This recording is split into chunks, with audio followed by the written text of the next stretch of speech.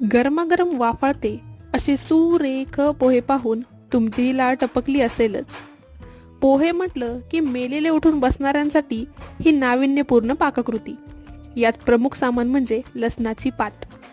विद्युत चक्कीच्या भांड्यात अर्धा अर्धा इंच तुकडे तुकडे पात, तुकडे तुकडे मिरच्या आणि तुकडे न केलेले लसूण, मग देशका नमक घालून गरागरा फिरवा जोपर्यंत त्याची हिरवीगार पेस्ट होत नाही.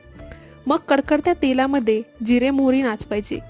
शेंगदाण्याला थोडं काळं निळं करायचं आणि नंतर नेहमीचं सामान घालून आपली पेस्ट टाकायची. त्यानंतर भिजवलेले पोहे घालून व्हायब्रेटिंग पोह्यासारखे हलवून घ्यायचं. मग देशका नमक आणि कोथिंबीर टाकून हिरव्यात हिरव्याची अजून भर करायची. आता प्रत्येकाच्याच प्लेटीला लिंबू लावण्यापेक्षा कढईतच लिंबू पिळायचा आणि लाल निळ्या काळ्या प्लेटमध्ये वाढून घ्यायचा. आता घरच्यांना खायला द्या आणि त्याआधी चॅनलला सबस्क्राईब करून घ्या.